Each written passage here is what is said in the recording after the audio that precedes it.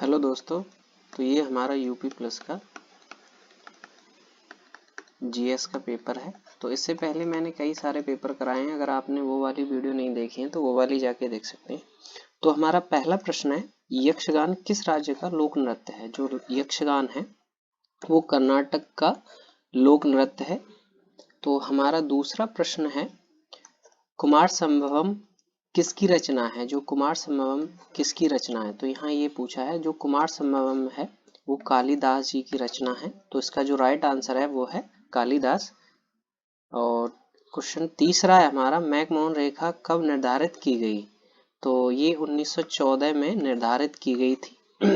तो चौथा प्रश्न है हमारा, गुप्त काल में किस भाषा को प्रोत्साहन किया गया था? जो गुप्त काल में संस्कृत भाषा का प्रोत्साहन किया गया था। तो अगला है हमारा पांचवा प्रश्न है। तो पांचवा प्रश्न है, राज्यों के गवर्नर राज्यपाल अपने आचरण के लिए किसके प्रति उत्तरदायी रहते हैं? जो गवर्नर है वो किसके प्रति उत्तरदायी रहता है? तो इसका जो राइट आंसर है वो है राष्ट्रपति। तो ये राष्ट्रपति के प्रति उत्तरदायी रहते हैं। तो छठा प्रश्न है हमारा, कामागाटा मारू क्या था? जो कामागाटा मारू था वो था कनाडा की यात्रा पर निकला एक जलपोत था। ये क्या था? जलपोत था। सातवां प्रश्न है हमारा, अम्लीय विलयन का पीएच मान कितना होता है? जो अम्लीय विलयन का पीएच मान 7 से कम होता है। तो आठवां प्रश्न है हमारा, तो बॉक्साइट निम्न में से किसका अयस्क है? जो बॉक्साइट है वो एल्यूमिनियम का अयस्क है। तो नौवां प्रश्न है हमारा,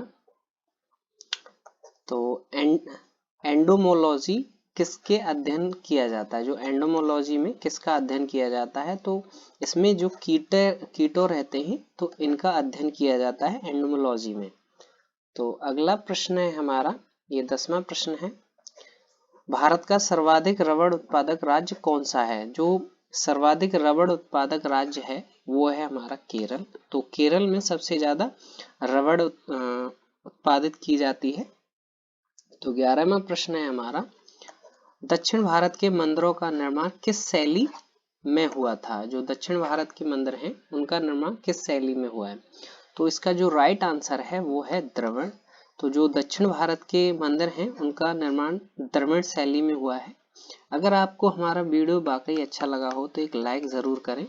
तो 12वां प्रश्न है हमारा, निम्न में से किसे कवि गुरु के उपनाम से जाना जाता है? कवि गुरु के उपनाम से जो मैथिली शरण गुप्त थे तो इनको कवि गुरु के उपनाम से जाना जाता है। तो इसका जो राइट आंसर है वो है सी।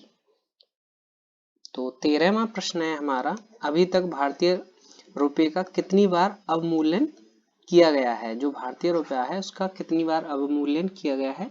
तो इसका जो अवमूल्यन किया गया है वो 4 बार अवमूल्यन कर दिया गया है भारतीय रुपये का।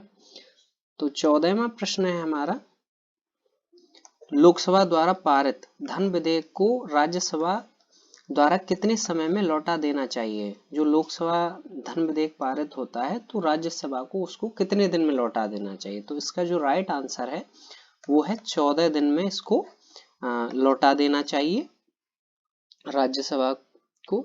तो 15वां प्रश्न है हमारा, निम्नलिखित में से किस वेद में जादू टोना और वशीकरण का वर्णन मिलता है? जो जादू टोना और वशीकरण का वर्णन अर्थवेद में मिलता है। तो इसका जो राइट आंसर है वो है अर्थवेद। तो 16वां प्रश्न है हमारा, भारतीय वन अनुसंधान केंद्र कहाँ स्थित है? तो ये भारतीय वन अनुसंधान केंद्र देहरादून में स्थित है।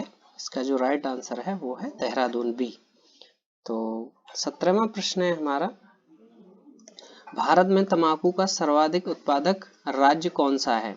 तो जो भारत में सर्वाधिक तंबाकू का उत्पादक राज्य है वो है हमारा आंध्र प्रदेश। तो इसमें सबसे